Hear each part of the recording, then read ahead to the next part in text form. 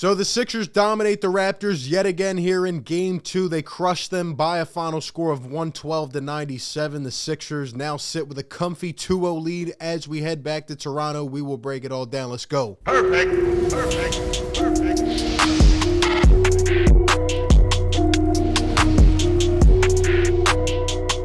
What is going on, everybody? RB here. Welcome on into Philly Take with RB. You know what to do. Hit the like button, subscribe to the channel. Ring the bell so you don't miss any of the content. We're live every single game and covering the series with post-game recaps as well.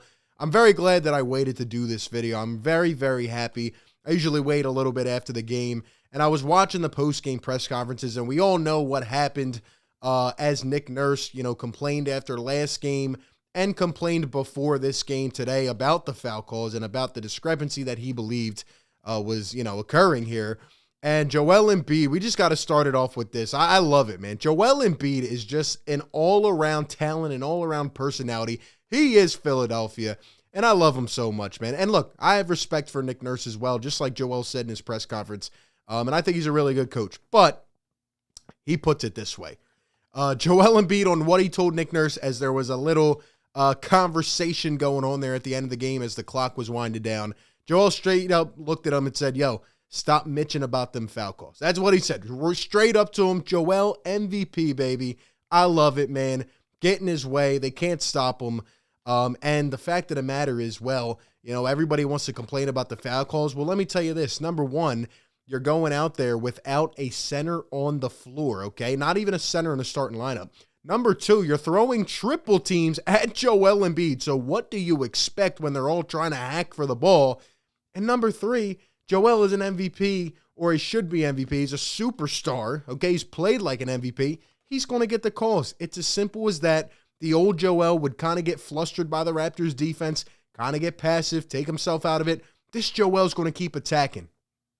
He comes out right away in this game, and the Raptors' strategy was to come out and, punch us in the mouth. They tried to get back, right? They're undermanned. They have guys that are down and banged up and bruised. And they tried to come out and hit us right in the mouth. Anunoby trying to get up in Joel's face, couple, shoves going on. But the new Joel, he took that to heart. He took it personal. He knows, the magnitude of this series and just avenging his demons. And he comes out, and yet they woke the beast up. He comes back and just fires right back. I love it, man. Joel led tonight. And just really an overall great Sixers win. That's the best way I can put this. Even when we got down later in the game, the lead was as high as 20-something at one point. I know it was 17, 18, up to 20-something. It was up to 29 at one point, but really it was about like 21, 23, and the Raptors started to trim it. They brought it down 14. It even got to 11 before Tyrese freaking Maxey. I love that kid. Crosses over a defender, leaves him slipping a little bit, hits a step back three, and gets it back to 14. And similar to last game, it never got back to single digits. The Sixers crushed the Raptors and put their foot on their neck. But the Sixers, even down the stretch, I was not nervous about this game. This is the difference now with these Sixers. We don't have an offensive liability on the floor. The Sixers have bucket getters. They have guys that can go out in crunch time and hit big shots and get buckets and keep us going. And overall, this game in entirety was the Sixers dominating once again. The Raptors tried to come back, but the Sixers just cut it short every single time. And, before we break down some of the specifics, because honestly, it's similar to last game. Everybody dominated, and the Sixers get another great win. But what I really want to say is, I feel like the Raptors put their best foot out there to begin this game, and the Sixers just pushed through. I loved our posture, our attitude. We didn't get flustered. We kept playing through. We kept strong, man. We were very strong-minded in this game, and I enjoyed it. I really did. Also, another stat about Joel Embiid, most career playoff games with 30 points, 10 rebounds in Sixers history, in franchise history. Wilt, 14, Dolph Schayes with 13, Joel Embiid with 10. He's the third Sixer to be in double digits. It's unreal what this guy is doing, man, and just leading the squad. Obviously, last game deferring to his teammates. There were even times tonight, Joel went for 31, 9 for 16 from the field, 12 for 14 from the line, 11 rebounds. There were even times, though, tonight later in the game where, after a first quarter with 19 points, his playoff career high, he didn't even score in the second. He rested and he came back and he was deferring, right? He was a little banged up, but he trusts his teammates, and we have an identity. If you remember last game and throughout the week when I was previewing this series, I said the one main key is that the Sixers need to be multidimensional, and that's what they are, right? I said Nick Nurse would come back and adjust this game. He tried. Last game he took Embiid out. This time he's throwing different things. But at this point, guys, I got to be honest, and I don't want to look too far ahead because Game 3 in Toronto in a couple days is going to be a different atmosphere. It's going to be a little bit of a challenge. But you know what? I'm starting to look at this series, and one, I'm thinking to myself, did the Sixers actually get the better route to the Eastern Conference Finals with Toronto and Miami? Obviously, we thought this would be a tough matchup, but, overall, I just don't know what the Raptors have left to throw at the Sixers, because when we're multidimensional, when you have Maxey playing like this, when you have Harden facilitating like this, when you have Tobias Harris with 20 points again, 7 for 11, 3 for 3 from deep, he's catching, he's shooting, spotting up, 10 rebounds, he's getting offensive rebounds. Tobias Harris, man, all the people that tried to throw this guy to the curb, I get it. He's never going to be a max player. The future is the future, but Tobias Harris, man, I don't know if there's anybody I'm more proud of tonight than Tobias Harris. He is playing his game. Doc talked about him in the postgame, how much he's sacrificed, and he's just played so many roles. And I said all season he could not be the number 2 option. He was too much in the spotlight, thinking too much, trying to do too much. You give him a facilitator, you make him a backseat scorer, and he's never been more comfortable. If we get this Tobias, he's actually pulling up off the dribble now, turning, spinning, fading, and he's knocking down shots. If we get this Tobias as a 3rd or 4th option, I'm telling you, we are scary, man. This Tobias looks locked in. And what's even more impressive than the offense, his defense. Siakam had 20 points on 20 shot attempts today. Van Vliet had 20 points on 23 shots. Van Vliet started out this game with, 4 threes in the first, ended up going 5 for 16 from deep. Anunoby, 26 points on 14 attempts. The Raps really didn't play that well again. They were missing open shots, I do agree. But overall, this Sixers defense is more locked in than I have seen it. And, Doc and even I on the preview video, I talked about how this week of a mini training camp that Doc referred to would help not only these guys get physically healthy and get some rest, but come together as a unit. And I'm just seeing everybody locked in. How about the ball movement? Ours looks 10 times better than the Toronto Raptors. They're playing iso ball. They don't know what to do. They're flustered. The Sixers are playing locked in defense. They're playing together. A great steal on one end leads to a great transition, dime down the floor to an easy layup. Like, everybody is in sync, and I'm loving what I'm seeing, man. But Tobias Harris, he deserves all the credit right now. He is playing really, really well.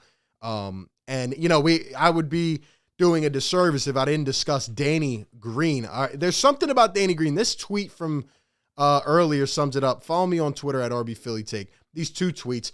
The one tweet, there's something about Danny Green, about playing the Raptors, his old team. I did say he could be an X factor in this series. There's just something about playing the Raptors that makes Danny turn back the clock. I don't know what it is. The game at the end of the regular season, he's knocking threes down. Tonight he goes and knocks down 3 threes. Didn't have the best game, but came up in the clutch situations. And the best thing about it is, he's miles better than having Thibault on the floor because he is a threat to shoot. They can't sag off. He's always a threat. And honestly, I got to be honest, Danny Green's playing some pretty spiffy defense right now as well. So I'm loving it.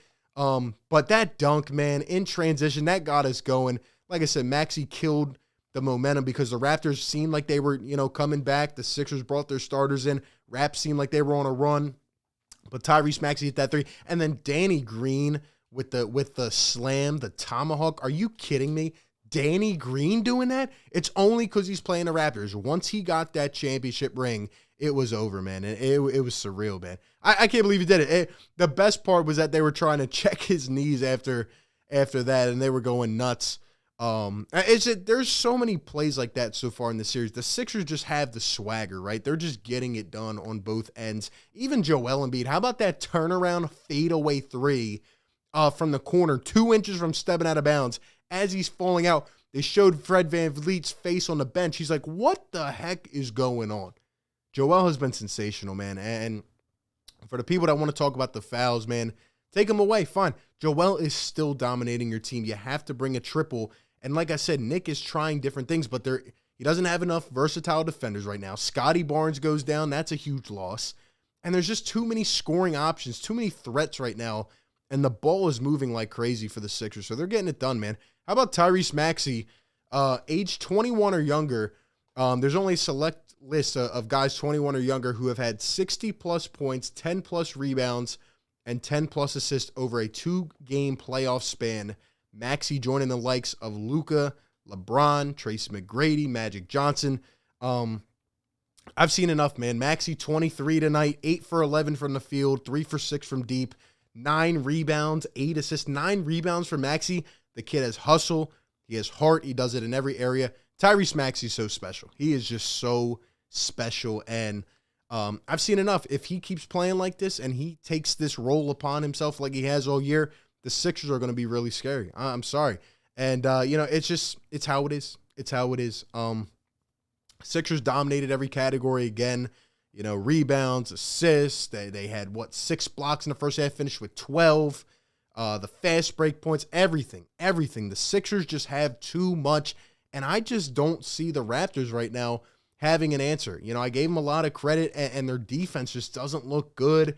They don't look in sync, and I got to be honest, again, a lot of respect for Nick Nurse as a coach, but when you are constantly complaining all game long, before commercial breaks, after commercial breaks, last game after the game, before the game, this game, again after the game, this game, he was complaining again.